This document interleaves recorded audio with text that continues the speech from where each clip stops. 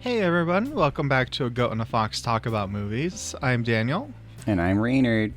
and this week we're talking about a blast from the past, the one and only Seven Samurai, one of the most influential movies of all time. That's right. It's something that has made an indelible mark on cinema for decades. Now, right away, I'm going to have to make a little promise here that I am not just going to take this as an opportunity to make fun of Rebel Moon again.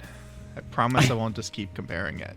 I mean, it's just so good. We can't talk about something that amazing forever, right? We already did so much. Wait, you're talking about Seven Samurai, right? Yeah, so this is Rebel Moon Talk with Reynard and Daniel. We talked about this, right? We were texting. Folks, we have some technical difficulties. I'll be right back.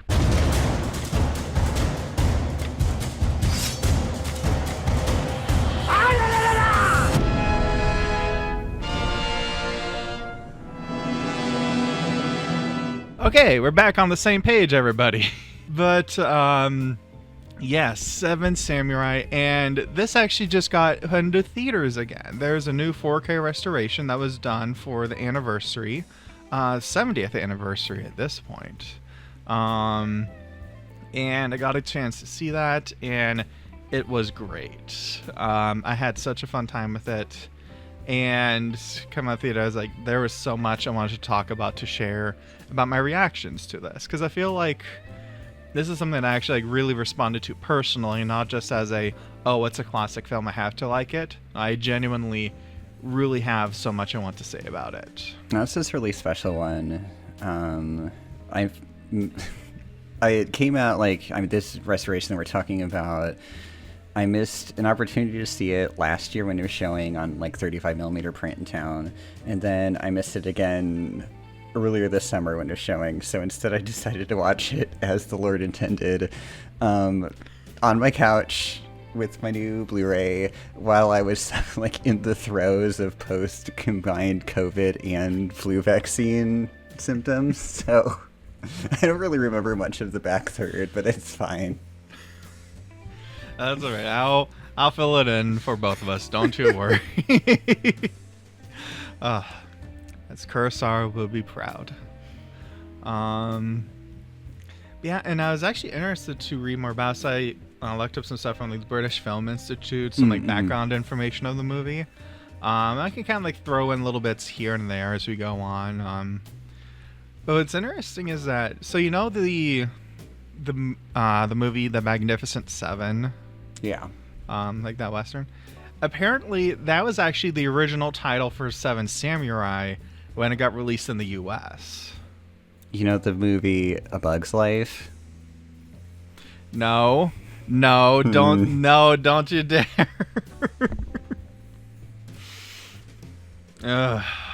Yes, I remember A Bug's Life. Okay. Well, Kurosawa is just nothing but a blatant plagiarist, but it's fine. God, I really don't like Bug's Life. So anyway, not just that, it's you know what Seven Samurai really needed? A terrible liar revealed plot. It really would have tightened up. They could have just added another 45 minutes of that. But anyways, yeah, so Magnificent Seven was that's what this movie was originally called when it was released. And then they remade it in the American West, and they called that The Magnificent Seven, and then this got called Seven Samurai again in the US. Because, again, there's so many movies that have just taken either parts of this formula or just the whole thing. Try to do it, but... And when that happens, there's always the danger of going back to Lil and being like, well, you appreciate it technically, but it's been iterated so many other times before, so many other times since then. That's the original, it's kind of more of a curiosity than anything else. But with this one, no, the original, the drama of it all, the excitement of it all, still really entranced me. Yeah, I think there's something to be said for the way that it's epic in its runtime, but it's very simple, and I mean that in the best of terms. Like, we have a very, like, 3-point structure that we follow. We have these characters that are very kind of, you know, simple but not simplistic, and there's, like, this very kind of, like, non-complicated template that we can just build so much, like, texture and interest into. And I think it takes someone really special to be able to kind of build something that potent, and then make something that is so, like, enduring in spite of and everything that people try to, like, you know, it can be, like, interesting to reinvent something or to reset it in a different location or with different context, but to have this still kind of be, it is the urtext, but it's also, like, the best version of it. That's an achievement in and of itself. Absolutely. And because a lot of people, they kind of, it's been credited with kind of inventing this archetype, at least like in like cinema, of getting the team together, getting a group of people together to do a thing. With this epic scale, like, but kind of just like, I think we can just kind of jump right into it and start talking about it, because movie starts really strong. Like, it's doesn't waste any time. We get a little title card that says, you know, it's a period of civil war in Japan, and bandits are terrorizing the countryside. We see the bandits coming up to a village, and like, oh, we already took their rice. We'll be back soon when the barley's ready to harvest, and we'll take that too. And right away, it's like, all right, you got our bad guys. We know what's at stake, and we go to the village, and they're all miserable. Yeah, I mean, the text could have been read by Anthony Hopkins, but, you know. Just, you know, we needed an extra 20 minutes to get the point across. Yeah, of course. But I really like the kind of reveal, like, when the bandits come and they're, like, overlooking this little mountain village, and they're in front of this, like, giant bush, and the kind of, like, you know, they ride off, and then the bush is revealed to be partially, like, one of the farmers, like, crouched down into his little path. Yeah. I really like that. It's like, it just is one of those things where just like, because again, we get because that gives us right away, like, a more personal stake to everything, because it could have just been like, they say this and then it cuts to the village and like, oh, what do we do? But by seeing someone reacting to them saying that, we can be like, oh, this is real bad. It adds that little extra emotional that extra emotional zing to it. Sure. And this movie's really good at communicating things, not just in, okay, here's the point, you get it, but also here's the point, and let's really drive home very succinctly the emotional beat to this. Like, there's this one shot that really stuck with me, was because they get together like, oh, we need to find a samurai, but we don't have anything to offer besides food. And there's a point where they get that food stolen in town, and they're so desperate that they're literally picking grains of rice off the floor that they can find, and just it lingers on that, and you just think like, wow, these people, their lives really suck right now. Yeah, no, it's this desperation and being the bottom of the bottom of the bottom. Yeah. And that kind of ties into like an interesting theme that I want to talk about later on. But yeah, so the village, they're like, what do we do? You know, they're gonna come back and we're all gonna starve to death when they take our food. Some people are saying we should fight back. It's like, well, no, that we're gonna die too if we do that. And they go to the village elder, and he says, let's go hire some samurai. It's our only chance. By the way, I wanted to ask, what did they call the village elder in your translation? I had it as old man. Okay, because there was when I was looking for like information about this and everything, there's apparently some translations call him like grandpa or something, like grandpa.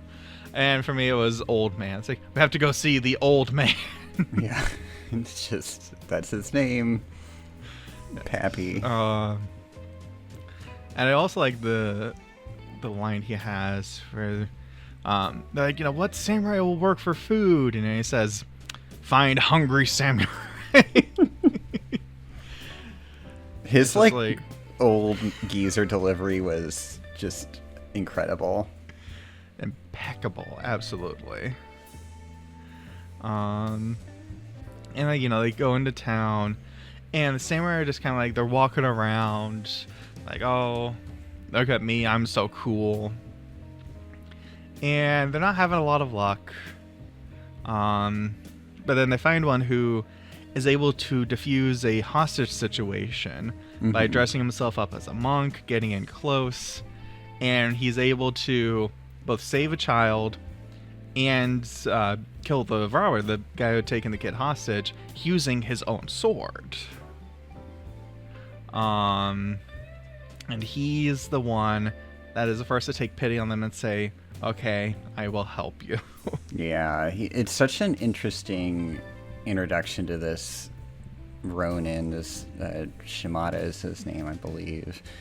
It's kind of like there's such economy to the characterization here, and like you get like the first thing you see of him is he's, you know, getting his top knot cut and he's shaving his head, and it kind of like signals that he's very much more about what's gonna get the job done, more so than like any kind of like obstacles that they run into so far, where it's like, okay, we're these hapless people and yet nobody gives a fuck about us. You know, this person like maybe in the right circumstances will do so. And it was so weird when I saw him. Have you seen Akira, another Kurosawa film? I haven't seen that, but I saw like the British remake that they did a couple years ago. Oh, yeah, that one's good too. With Bill Nighy. Yeah. If you've seen like a picture of a Japanese dude like crying on a swing set, that's Akira. And that's this guy, and he's like everyone, like Toshiro Mifune, who we'll get to, is such a charismatic presence just across Kurosawa's like filmography. But like I really feel that Takashi Shimura, this actor, he's so like he's the real MVP. He's so good. Yeah, and he definitely gives off the sense of like, because he's kind of upfront. He's like, yeah, I'm a strategist. Haven't won a battle, but I will help you guys still. Yeah.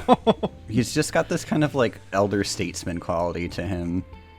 Yes, or it's like you look at me just think that guy, that's a strategist. And everyone else here is like, it's kind of weird to talk about character design in a live action film, I admit. but like with the casting and the costuming and everything, they all do a lot to show who these characters are, even even when they're not actively expressing, oh, this is who I am. You know, because again, like the head samurai, he takes on like this young kind of apprentice. And parents like, let me be your disciple, and he's like, you don't need to do that. Just come on. You know, he has like very young, fresh-faced kind of feel to him. And I have Kuchiya, who is a fascinating character, and he's like much more rough-hewn. Yeah, kind of to say the least. But ultimately, like, he also is the one that can empathize the most with the farmers.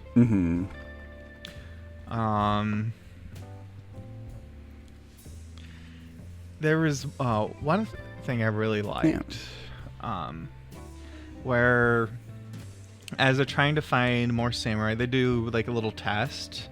Like, okay, so you tell someone we have a job for them. I'm gonna come into the house, and then we're gonna whack them over the head, and if they dodge it, then they pass. And I thought one of the things I was really interested in, they find a guy and he successfully overcomes the test. They're like, okay, that must be a good samurai. But ultimately he's like, no, I'm not going to do this. There's no, I have greater ambitions than defending a bunch of farmers. I should be fighting for a lord, for glory in battle. Mm-hmm. And so you kind of get the sense like, okay, maybe this guy isn't like a real true samurai. And then next guy they bring in, he doesn't even get to the test because moment he sees through the door, he's like, I see what's going on here. And he's one of the ones that joins them.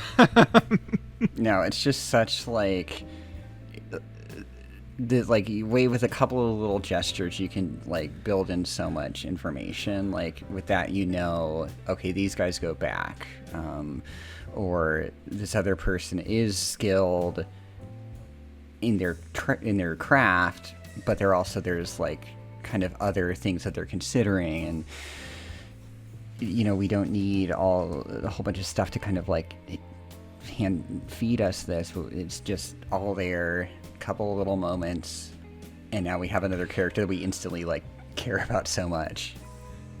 Right, they don't need to just sit around a table and exposit their backstories for 30 minutes.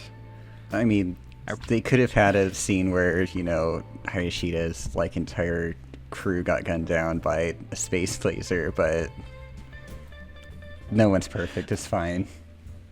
I promise that's my last one, I swear. Oh, I'm gonna keep coming, man. One of the things that I really liked about this movie that actually kind of surprised me, because I wasn't expecting like this extra depth to it, was this thing about, I don't know if you would call it classism or a caste system. Like, I'm not familiar enough with the history of this time period in Japan to get too into the weeds with it. But I thought it was very interesting to see how the samurai and the villagers, the farmers, how they had to kind of give and take with each other and realize that, because like the farmers are, they have their own way of doing things, and they're afraid of the samurai because the samurai are like these big fancy heroes, well, not even like heroes, just like big fancy warriors. And it's like, well, what, are they going to take advantage of us too? Like what's going to happen? And the samurai, who are so used to kind of like, this higher class court life, these kinds of struggles, that they struggle to understand what the farmers are going through, what their mindset is. Yeah, I think that it's this kind of warring states period is, he's using that in a lot of ways. He's kind of looking at it from different angles through the characters, because at this point, like, we've assembled our 7, kind of your classic group of specialists that know their thing, and now we're in town, and it's like, okay, we're gonna have to do our thing. The objective is defend the town, but as you're saying, there's this human element, and like it's almost, this tension is present from outset, even beforehand, like even before they go. One of the farmers like decides to disguise his daughter as a boy because he's he's concerned that they're going to take advantage of her, and we come to learn that the same thing has been done to them by the bandits. So there's just all of this rampant mistrust, and even these ostensible heroes are not to be trusted on every level, and they're themselves working outside the system because they're all, I would presume, to be like grown in these like masterless samurai who don't have like daimyo or whatever. So it is a very kind of, it's balanced on a knife's edge at the very best. Right, and there's this big part where Akucho, he's like, oh, the villagers have these weapons and we can use these. And the samurai are horrified by this. But like, why do they have samurai weapons and armor? And it's like, well, during battles and everything, the villagers would finish off the wounded, dying samurai and take their stuff. Right. And the samurai are like, this is an insult. This is terrible. Like, we should go out there. We should kill them all ourselves. And Kuchio really lays into them. Like, this is a part where this guy who had just been kind of like this jackass up to this point is like, that's when I realized, oh, he has like this extra depth to him, because he lambasts them. He's like, they do this because they have to, because their fields keep getting burned by the samurai. They get caught in all the battles. What else are they supposed to do? And it's revealed that he himself came from a humble farming background. And so he's able to connect with them better. Yeah, like Kikuchiyo this whole time has been lying about his pedigree as a samurai, and Yeah. like he's kind of the like charismatic element to the whole group. Like he's always like goofing off with the kids and being horny as fuck around people who are farming. But there's like this interesting, which I think kind of gets to this element. There's an interesting sort of dichotomy here between, if you look at like Kikuchiyo as a character versus the this kind of young apprentice guy. What's his name? I have them written down with like adjectives written next to them, but half of this is illegible. And my mind is just kind of Katsushiro. There we go. Yeah. Young. My mind just kind of called them like apprentice samurai, woodcutter samurai. No, they're all like so. Again, they're all so like just very elemental, but it works. It's just like that's just all you need to know is your entry point, and you can kind of have all this humanity on top of it. But like, if you could contrast Kikuchiyo against like Katsushiro, and then this this guy's daughter that I mentioned, Shino.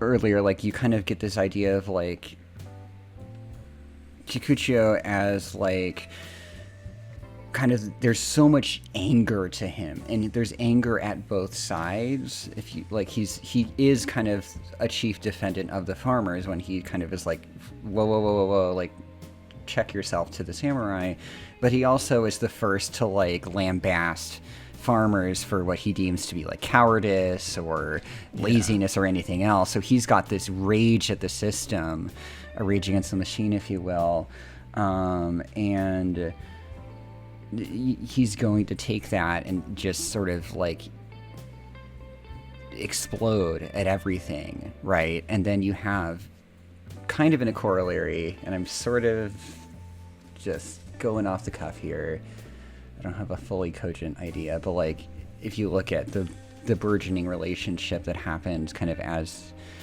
we go along between your young samurai apprentice and the farmer girl, like this kind of cross like class, if you will, relationship kind of hints at like maybe there's an end to this kind of cycle of warfare and endless, you know, chaos and misery and death. You know, they're constantly surrounded by flowers, you know, but we don't know how that's going to end up necessarily. Yeah, because it's very... I think one of the things that's kind of interesting now that you bring that up is that there is this sense of like the samurai feel like they're kind of being molded into something other than human almost. Like, you know, with this relationship you're talking about, which is kind of like, you know, a thread that goes through the whole movie. There's a part where like, you know, they're spending time together, and she kind of like throws herself on the ground, and the young samurai is like, what are you doing? And she's like, well, are you going to do it? Are you going to like take advantage of me? Are you a coward? And he's kind of like he's very like off put by this. And it's almost like the image that is, you know, being projected of them into everyone else's minds kind of separates them from forming, I guess, like real relationships with them. And this kind of ties in with the end of the movie as well. Because like, I mean, do I have to give a spoiler alert? It's 70 years old at this point. It's been remade so many times. But at the end, some of the samurai, they live. They defeat the bandits, and the village goes about harvesting. They're singing, and it's a joyous time. But at the end, the head samurai still says, we still lost. This victory is theirs. Because they kind of feel it's like they're very noticeably not taking part in the celebrations. Right, they're at a remove. Yeah. And the farmer girl, she goes past the young samurai, and she doesn't really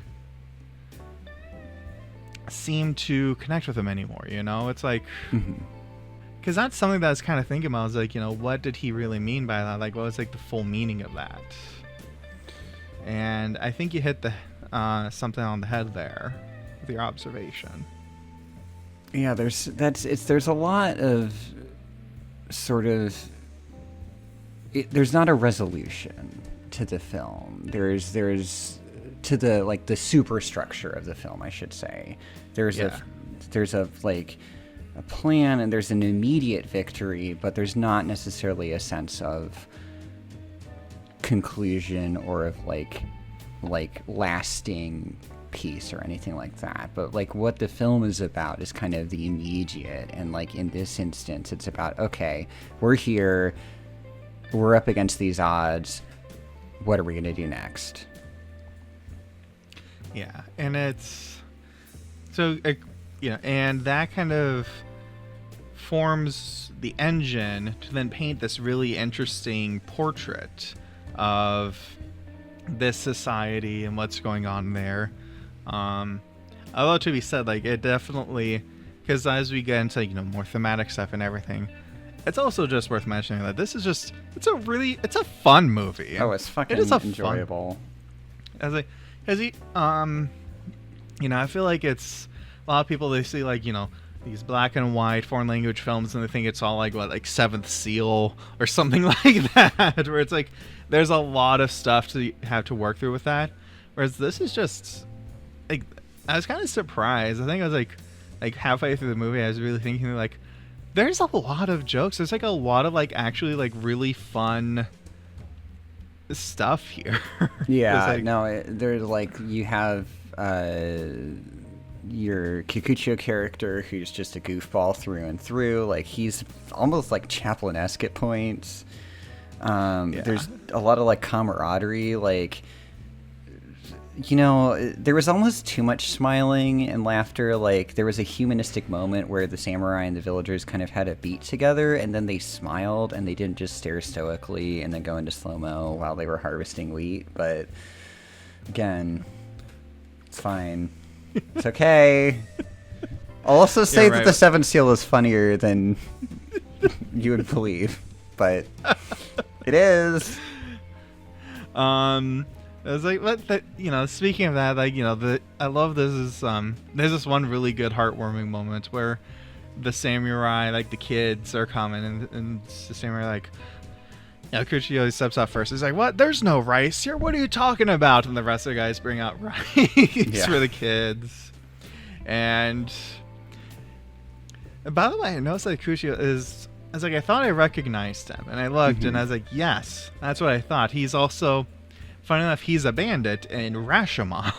Yeah, no, Toshiro Mifune is all over Kurosawa. He's in Rashomon, he's the bandit, he's very much his rogue go-to, I feel like. Yeah. Senjuro and what's not. But he also he's in The Bad Sleep Well as kind of the Hamlet character. Yeah. He's everywhere. He's fun. He's amazing. Yeah, he's fun. He's I also gotta say, he's a bit of a handsome devil, if I may say so myself. He's not too bad. And actually, coming back to the idea of the romance side of thing, because how that pays off, I think, is it's honestly it's really kind of heartbreaking, because already from the beginning, you can kind of tell the father when he's afraid of the samurai might try to take advantage of my daughter.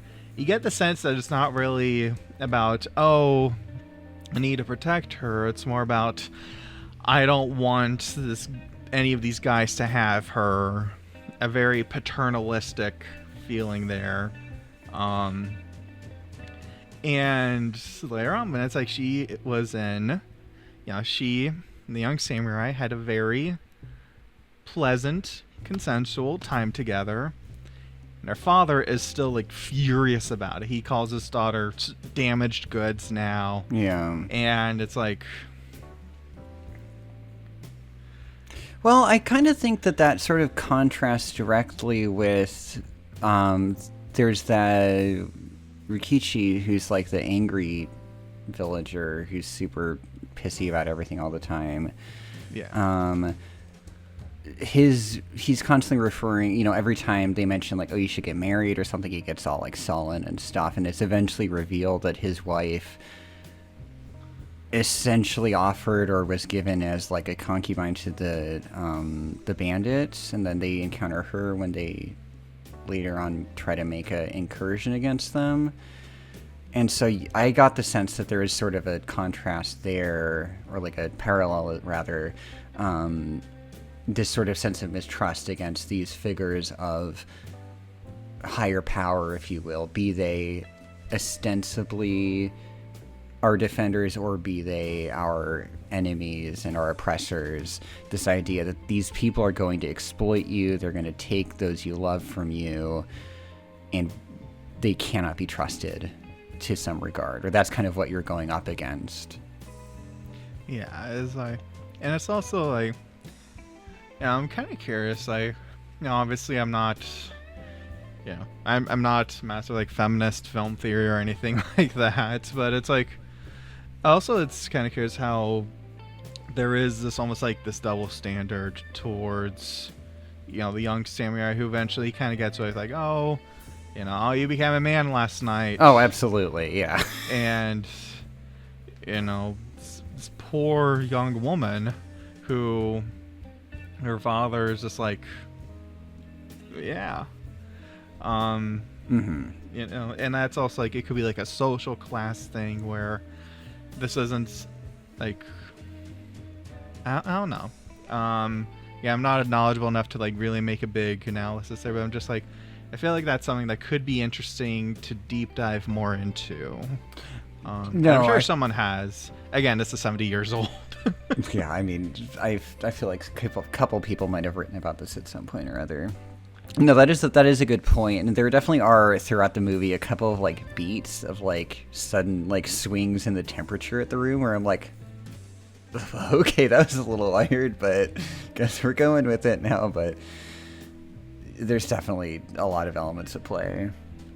Yeah, it's like there's there's so much, and I feel like we're kind of like jumping around and everything because it's just like, it is interesting to see like how everything kind of connects, how all these little elements come together, and ultimately like the last about hour of this movie is the siege of the village, where all of the bandits, they show up and for 3 days they keep like trying to ride through to destroy everything, and they keep getting repelled by the villagers, and they keep trying these different tactics and strategies.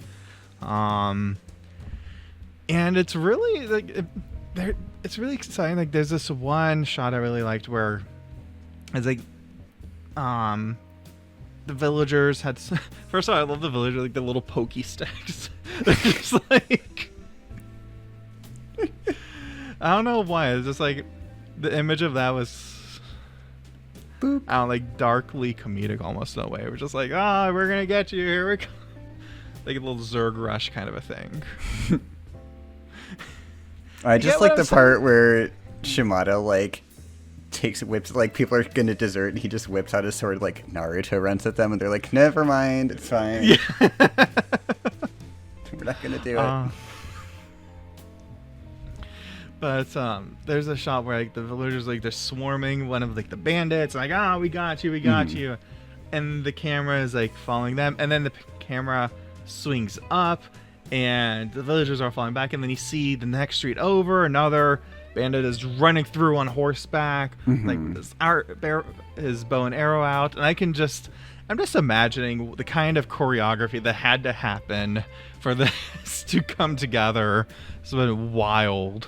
No, the technical prowess in this film is really interesting to watch. Like, it's you're in your like pretty tight like 4:3 whatever aspect ratio that you normally think of like as like this intimate character drama or something. You're seeing these really sweeping, impressive camera movements and stuff, and even when the camera isn't moving a lot, which isn't needed to generate drama necessarily, there's still such precision and intent to what's happening, and just a lot of decisions being made as to how to choreograph these battle sequences and make them seem even more exciting and enthralling. I feel like at this point, like I said, we're just kind of just preaching to the choir here. Again, it's Seven Samurai. Like, you have Francis Ford Coppola, George Lucas, Steven Spielberg, and they all will talk about like how great this was, how influential this was on what they did. The emotional stakes are so great. Like when because there's a point where some of the raiders get into the village, they start causing chaos, and they start like hitting people with arrows, and this is not even like a big like sound effect or anything. Like when someone gets hit with an arrow, it's just like they get hit, and it's like, but in the theater, I was like, oh my god, like there's impact there. I was like, oh no, I don't want people to die, no. Yeah. Also, this very effective like visual they had where they had like this almost like a checklist showing all of the raiders. Yeah, I love that. And so like it's a very, very powerful way to just be like, okay, here's our progress towards victory. Here's where we are. Here's what we need to do left. Yeah. Well, and it's an interesting corollary to I forget which of the seven make their flag, but they have their emblem, their rallying symbol, which is the 6 circles and the triangle over the symbol for the field, and then on his map where they've already detailed their plan to, flood this rice paddy and to, destroy this bridge and to sacrifice these houses because all for one and one for all or whatever. You then sort of have these circles to represent these other lives, and then you're nullifying them, which is kind of an interesting way to sort of play with that idea. Yeah, it's like, and actually, so I remember the flag because there was this really, it was this great scene where, because it was the woodcutter samurai who made the flag. And he was always like, kind of like a bit more like a jokester of sorts, where like he had a way of communicating with people that lifted their spirits, being like, yeah, I know this kind of sucks, but we can still get through it. Like he was really good at lifting people's spirits. And during the little incursion where like they try to attack the bandit camp, he gets shot by a musket, and these muskets, these are like, you're like, oh geez, like this is very powerful technology when everyone else is with like swords and spears and whatnot. Yeah, that was a really effective tool. Like the idea, okay, they have 3 muskets, and the level of danger that presents was really like driving a lot of tension there. Like everyone hits the floor the second they realize there's a gun out there that has to be reloaded over the course of like probably 2 minutes. Yeah. But it's like, and again, it's one of those things that makes the bandits seem like even more terrifying. You're like, oh god, okay, they got 1, they got 2, they still have 1 left. Where is it? Who has it? Oh my god, anybody could be shot at any time. What's gonna happen? Second coolest woodcutting scene since evil does not exist. But when the woodcutter samurai, like, he dies, and everyone's like is really sad because like, that's, we only have 7 samurai. That hits us even harder, like as a whole, as a percentage. And then Kushio, he runs down, he grabs the guy's banner, he plants it up on top of the roof again, and it inspires everybody like, no, we're still gonna do this, we can still win. And I was like, it's so good. Yeah, it's just kind of like against the odds idea. Though in that scene, it felt like the flag was almost going to rip off its pole, but it's fine. He's not just a woodcutter. He's also a darn good sewer. You believe you me. Whip a mean stitch. Yeah, it's like, and again, this is just something that I had a lot of fun watching. I already want to revisit this. I already want to watch this again, just for fun. Because it has all these layers to it. But ultimately, you can just come in and you see, yeah, this is. You can see why this has been so influential. No, like it's just like an enjoyable film. It's funny. It's engaging. It's really just effective on every level, and then just a pretty impressive achievement in terms of what they're pulling off with the camera. And it's really funny because, again, as I was kind of reading about this, like, this actually, like, this movie kind of flew under the radar for the first, like, couple of decades after it was released. Because after, like, in the 70s, Kurosawa won the Best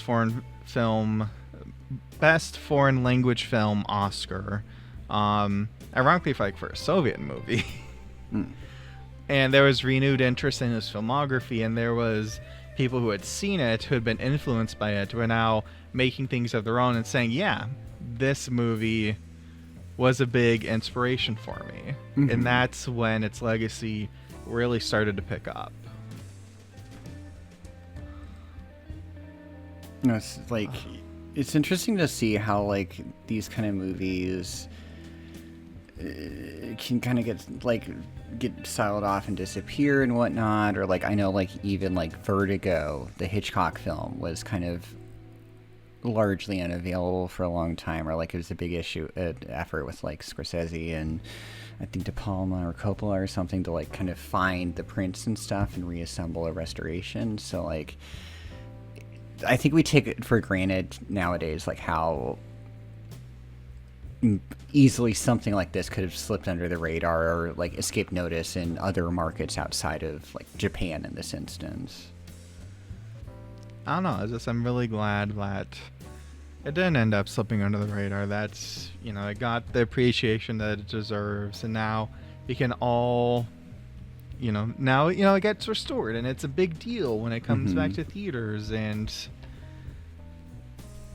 we can all enjoy it. And I really like that. And you guys listening can watch it right now in theaters. It's right out there right now. Go ahead and go watch it. Or you can watch it on Blu-ray. Or I think it's on HBO. There's lots of options. I think it's on HBO. It's on Criterion Channel. Any other kind of like final thoughts about the movie? Just thinking like... No, I mean, like, it's a really enjoyable film. I think my favorite Kurosawa might be Ron, his version of King Lear. That's a good one. It's incredible, so that's my plug. But, like, yeah, no, you can't go far wrong with this. It's a all-timer. I would just say, honestly, like, kind of speaking to our, like, we watch this because it's kind of making the rounds on restoration, just, like, there's stuff like we're so lucky to have this kind of stuff in a resurgence nowadays. If you live in a city or a town that has a movie theater that's showing like repertory stuff, like honestly just make a point. Like I was looking right now in one of my local theaters, they're showing like Francis Ford Coppola's The Conversation, which is like a paranoiac thriller about like someone who makes like bugging equipment, and he becomes involved in this whole like conspiracy. They're going to be screening Scorsese's Raging Bull in October with his editor Thomas Schoonmaker presenting it. Like that kind of stuff is like becoming omnipresent now, and it's exciting to go back and watch older movies and rediscover stuff that influence other people, that was exciting, releases of decades past. Sometimes weird shit that you're like, why is this still relevant? But I don't know, it's fun to watch, kind of go back and revisit. There's, because with movies like this, it really feels like something, like, honestly, rather timeless. Like, I think that, I could get a lot of from this today, because a lot of the dynamics that are on display, especially when I was talking about, like, between the samurai and the villagers, the sort of, like, fighting for glory or doing what you're good at for glory rather than for the good of people who really need it. That's something that is still present today. It might not be literally, warriors and farmers, but that kind of dynamic, I think, still very much exists today, and there's a lot that you can glean from this story. Also, the old man farmer whose face is perpetually the dismayed emoji, he's me for real. Just me every day, just real MVP. But yeah, thank you so much for joining me to talk about this classic today, Reynard. And for all of you listening, thank you so much for joining us today. If you want to see more of us, I'm at Daniel Goldhorn on YouTube. And I'm Reynard/Cinema on Tumblr. And we'll catch you all next time. Take care. Thanks so much.